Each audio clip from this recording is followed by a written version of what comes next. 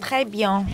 Maintenant, on va écouter une conversation modérée par une théologienne. Madame va parler avec la prieure Gassman, avec l'évêque Félix Mur, qui est président d'une association qui se bat pour nos droits. Je vous souhaite la bienvenue.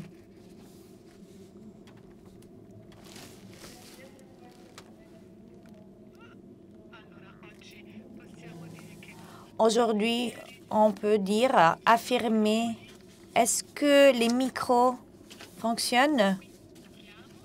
Ici, l'on parle en 3 parties. On va diviser les discours avec 3 personnes.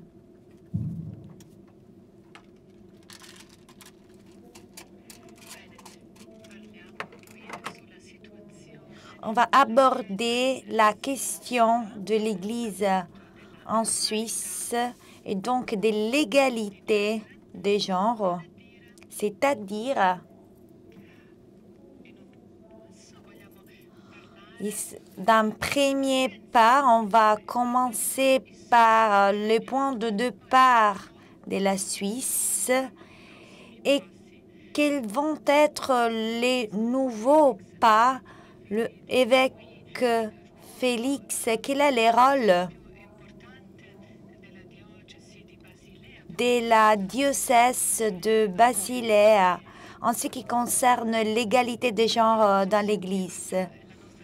Je ne sais pas si notre diocèse joue un rôle important, mais ce qui est important est que mes ancêtres, c'est-à-dire les évêques fidèles, se sont confrontés avec cette réalité. Et ça, c'est la chose la plus importante. Mais maintenant, on vit ce qu'il y a aujourd'hui, pas ce qu'il y avait hier. Donc, c'est pour ça qu'il faut trouver des solutions. Il y a 2 choses, 2 aspects qui influencent notre vie. Le premier est le système à 2 états dual, c'est-à-dire les compétences, donc le pouvoir qui est divisé parmi les instructeurs qui concernent les évêques et les laïcs. Et voilà, il s'agit du premier aspect. Le deuxième qui nous concerne, ce sont les abus. Très souvent de la part de prêtres, mais aussi de la part de femmes, sœurs religieuses, mais la plupart sont le prêtre, les hommes. Et ces histoires d'abus sexuels sont quelque chose qu'on est en train d'affronter dans toute la Suisse.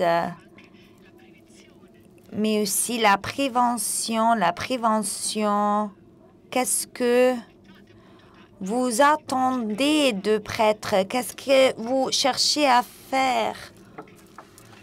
Tous ceux qui travaillent dans le pastoral, on leur demande de participer aux cours précis et ils doivent aussi aborder ces sujets. Il y a des abus parce qu'on est des êtres humains, mais il y a toujours la possibilité d'abus sexuels et la prévention se réalise tout en tenant compte qu'il y a ces dangers et on peut dire qu'il y a une relation asymétrique entre le prêtre et les fidèles. Et il faut la tenir en considération, mais en ce qui en concerne la relation, la responsabilité est toujours au prêtre. On ne peut pas dire que cette femme voulait nous embrasser. On ne l'accepte pas, mais ceux qui sont responsables dans le paroisse doivent suivre des cours et tous ceux qui travaillent. Il y a beaucoup de personnes qui travaillent dans l'Église. Et c'est la chose la plus importante. Donc, il faut le balancer, trouver un équilibre. Il ne faut pas exagérer carrément parce que sinon, les personnes ne vont pas participer. Mais pour ce qui concerne la dénonciation des abus, quelles sont les positions dans la conférence épiscopale en ce qui concerne la promotion de femmes dans l'Église? Est-ce qu'il y a une loi qui permet la diocèse un tiers femme, un tiers homme et un tiers fidèle? C'est ça ce que l'on voulait atteindre, mais cela ne s'est pas réalisé. Mais il vaudrait mieux s'il y avait plus de femmes dans l'Église. Mais ce n'est pas le cas. Je ne sais pas précisément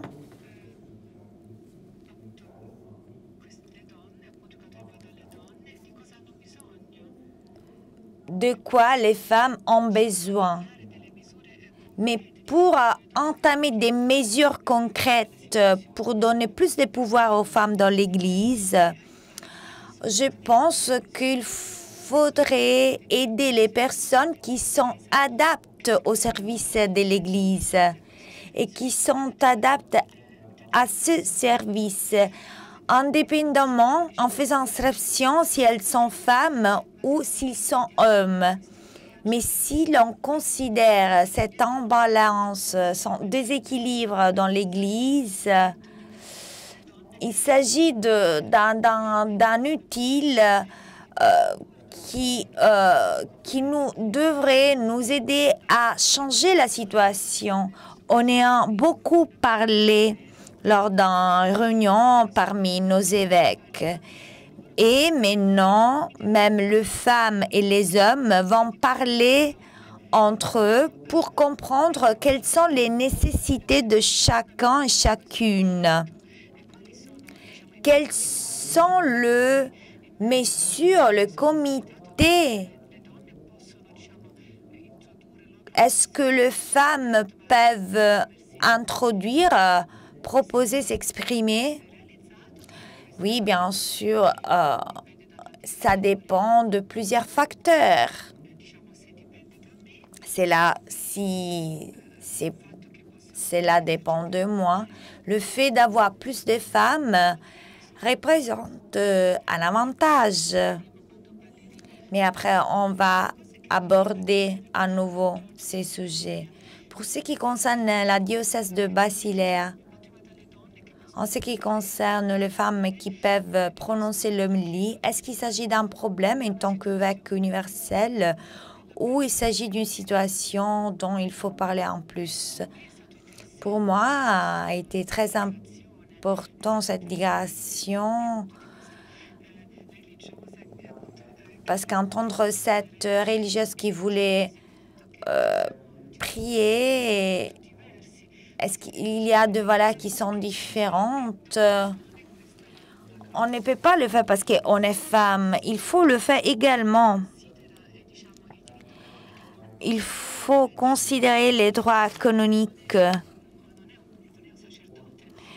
Et c'est bizarre, donc, que les femmes ne peuvent pas prêcher. Mais comme mes ancêtres disent, il ne s'agit pas de quelque chose que moi j'ai inventé. Mais ce qu'il faut il faut avoir l'homélie. Une personne compétente, expérimentée. On parle des théologiennes et théologiens et diacones et prêtres qui ont cette tâche grâce à leur ordonnance. Mais si on parle de la Suisse allemande, dans l'Église, il y a enfin, on sent un engagement grâce à cette sœur qui sont venues du convent phare et qui font partie d'autres ordinations. Quel est votre point de départ? Il s'agit d'un parcours un peu plus long que j'ai entrepris avec mes sœurs. À partir de 2014, je fais partie d'un groupe pour un projet composé de femmes qui font partie de l'Église. Et l'on marche de la Suisse à Rome. Et quand l'on est parti, mes sœurs étaient présentes à la cathédrale de Saint-Gallen et une partie a marché juste la dernière partie de Assisi à Rome et emporté dans nos sacs à dos nos désirs d'être entendus dans l'Église. On voudrait nous prononcer avec les hommes et exprimer nos décisions avec les hommes. Quand on est arrivé à Rome, on n'a pas été reçus à l'Église. Mais l'on espère toutefois que notre requête ait été délivrée à Pape François. Beaucoup de personnes sont démenties de l'Église. Qu'est-ce que l'on peut faire dans l'Église? C'est pour ça qu'en février, j'ai lancé l'idée de la prière de jeudi, une prière qui devrait faire les tours du monde afin que ces changements puissent être accompagnés avec l'Église. Cette prière qui fait partie de l'Église du peuple. Prière et voix. Une autre expérience que l'on a fait est le fait d'être ici et c'est qu'il s'est avéré en mars où nous, en tant que communauté, on a regardé un documentaire qui concerne les femmes qui ont dédié leur vie à Dieu, qui ont été abusées, touchées et choquées par ce que l'on a vu. Et après ce documentaire, il était clair que jusqu'à le moment où nous, femmes religieuses et femmes en général, quand l'on veut recevoir les sacrements, on dépend des hommes, des prêtres. Et jusqu'à le moment où il y a cet déséquilibre, il s'agit d'un déséquilibre. Et donc, l'Église ne peut pas plus avoir sa crédibilité. Cela a fait en sorte que moi, je me suis engagée de plus en plus pour le même droit, pour le fait d'aller, frères et sœurs, à l'Église ensemble, unis. Et donc, je vais parler ici de nos rêves, nos désirs. Quel est ton rêve?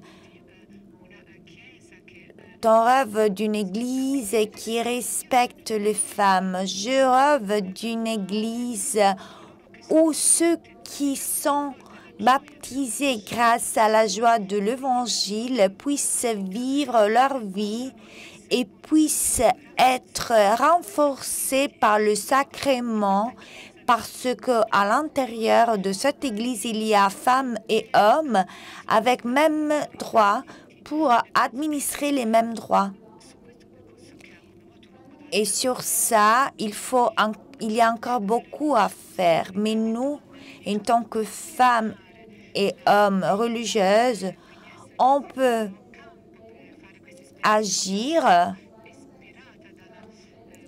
Je suis inspirée de la loi bénédictine qui dit que si dans un couvent, il y a besoin de quelqu'un qui puisse administrer les sacrements, dans la communauté, il faut choisir la personne adaptée qui a la dignité pour réaliser ses ministères et demande à l'évêque de lui donner confier cette mission. Nous vit selon la loi bénédictine. Dans un premier moment, on pourrait réfléchir sur ce dont l'on a besoin en tant que communauté. On vieillit, on fait l'expérience que quand il s'agit d'administrer les sacrements à une personne qui va mourir, on peut choisir une religieuse dans notre communauté, peut-être celle qui s'occupe de nos sœurs les plus âgées. Donc, administrer aux malades les sacrements ou accompagner les personnes au niveau spirituel à écouter leurs histoires, essuyer les larmes, de façon que ces sœurs puissent vivre cette concession pour administrer les sacrements de la réconciliation. Pour ces sacrements sont très importants. Est-ce qu'il s'agit d'un accompagnement pastoral? Parce qu'il existe, les sacrements font partie de notre tradition catholique et les sacrements sont les signes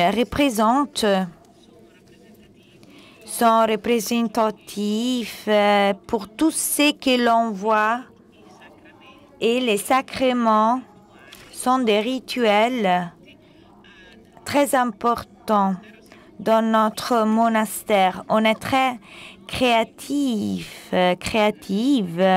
mais quand l'on tutelle cette valeur, on fait quelque chose d'important, parce que si l'on ne fait pas, si on ne accorde plus de valeur à ces sacrements, je pense qu'il est très important de les avoir pour vivre la foi. Il est important de comprendre l'importance des sacrements. Nous avons besoin d'une nouvelle pastorale des sacrements. Mais voilà, ça c'est ton vision, Irène. Vous, évêque, quelles sont vos positions? Quels sont vos rêves? Moi, je trouve difficile parler d'une église qui respecte les femmes et qui soit plus respectueuse à l'égard des femmes. Les femmes ne sont mieux que les hommes et vice-versa. Mais il faut agir ensemble, des concerts, en synergie. Dans peu, la prochaine semaine, il y a le synode de la Macédoine, mais il y aura 2 hommes laïcs qui vont avoir les droits de vote, alors que 2 femmes, sœurs, ne pourront pas s'exprimer. Comment l'on peut réaliser une forme d'égalité, de même possibilité? Moi, je vais parler d'une église qui respecte les femmes. Si un homme pas ordonné a les droits de vote, alors on ne comprend pas pourquoi on ne pourrait pas avoir une femme ordonnée religieuse. C'est quelque chose que je ne comprends pas, mais si ils ne sont pas religieuses, il s'agit d'hommes qui ont le même droit. Et donc, je m'engagerai pour défendre cet aspect. Je pense qu'ils ont les mêmes opportunités. Ils doivent avoir les mêmes opportunités. En ce qui est En ce qui concerne le fidèle, il faut nous demander, comme celui ou défendre ou transmettre sa foi de façon correcte, nous voyons Christ et on transmet son évangile, la bonne nouvelle. Donc, il y a des choses, il y a d'utiles, des utiles. Par exemple, l'amour à l'égard des autres, la charité, l'être une guide. Notre sœur a parlé du sacrement qui nous nourrissent. Ce que j'ai vécu est une grande douleur de la partie des femmes qui ne peuvent pas vivre leur profession, leur être jusqu'au bout. Elles ne peuvent pas vivre leur vocation. Elles ont peu de possibilités d'être entendues, de s'exprimer. Et en faisant référence à l'Église, je voudrais me focaliser sur l'Église, ces femmes qui vivent cette douleur, qui travaillent dans l'Église. Quelle pourrait être une réponse? Je suis désolée. On ne peut pas l'unifier partout dans le monde. La situation est différente dans chaque pays.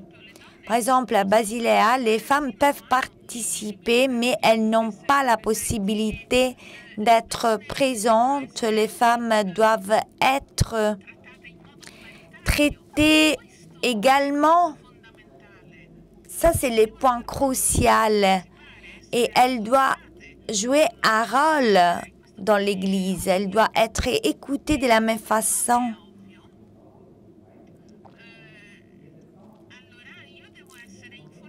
Je dois être informée, je dois intervenir tout en parlant des évêques de Basilea. Il s'agit d'un rêve pour l'égalité. Il s'agit d'un pas, d'un objectif très important à réaliser. On peut le dire en nous exprimant comme ça. Il faut une implication directe de femmes. Quand elles sont oubliées, entre guillemets, mis à côté, il faut intervenir. Les femmes, comment sont-elles éradiquées et marginalisées?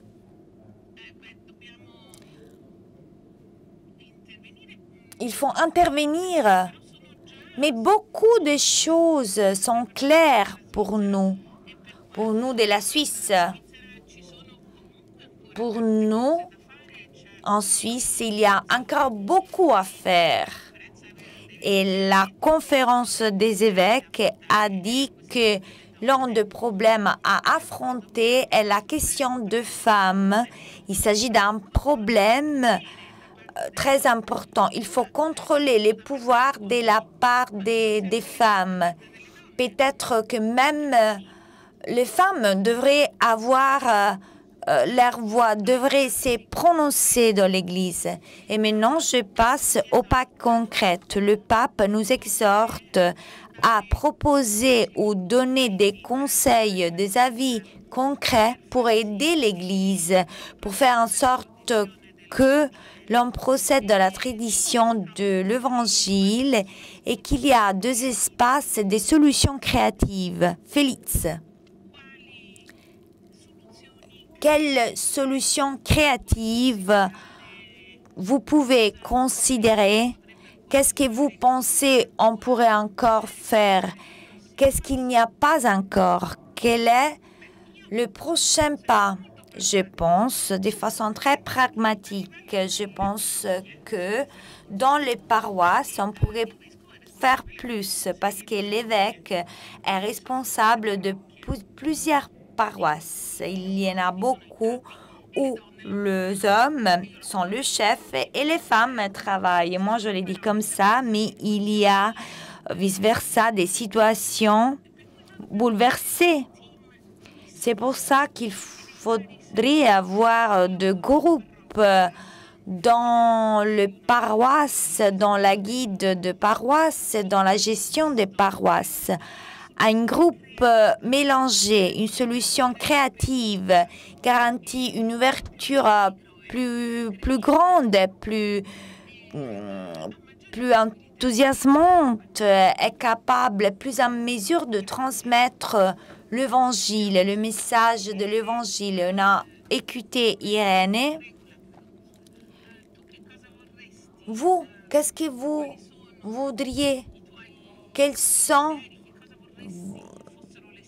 tes désirs, le défi concret? Elle fait partie du monastère très particulier. Est une configuration étrangère. Je ne suis pas spécialisée dans ce type de monastère, congrégation. Mais par rapport à ces types de supérieurs, moi, je devais être présent lors de décisions prises par le maire supérieur. Mais dans d'autres contextes, cela n'est pas nécessaire. Donc, il s'agit de quelque chose qu'il faut être modifié. Moi, personnellement,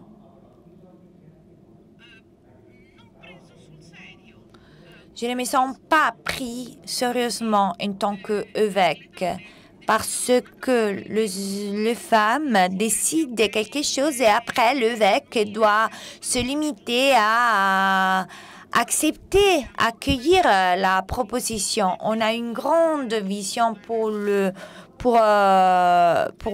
l'avenir 2040, mais les prochains pas pour aller à l'égard de ces développements, un premier pas est celui que quand on va rentrer en Suisse après cette rencontre et après ce qui s'est passé ici à Rome,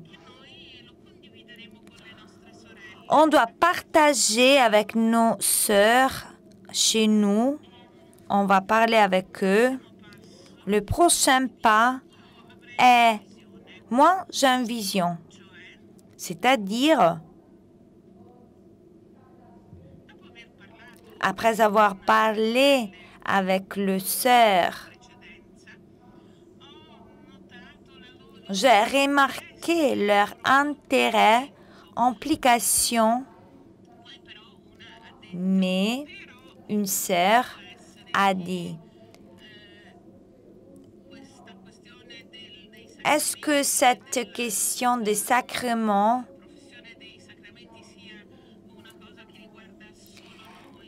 concerne quelque chose qui nous concerne ou qui concerne tous les paroisses, toutes les communautés? Elle ne devrait pas se limiter à nos couvents. Et je suis contente que pendant ce dernier mois, j'ai rencontré de religieux qui ont réfléchi sur la nécessité d'approfondir cet aspect. Et nos deux positions se sont rencontrées.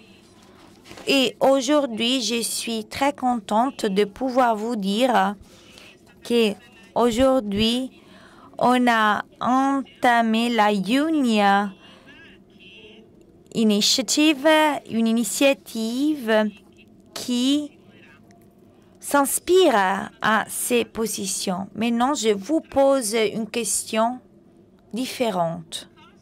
Qu'est-ce que vous voudriez que l'évêque Félix fasse. J'aimerais bien remercier l'évêque Félix pour être ici. Je pense que nous devons vous remercier. C'est là très importante pour nous, femmes de l'Église suisse. Nous encourage beaucoup ta présence. Le fait que tu es de notre parti, que vous entamez ces parcours avec nous, nous rend vraiment contentes. Et j'espère qu'on peut continuer tous ensemble dans cette direction. Est-ce que vous voulez ajouter quelque chose?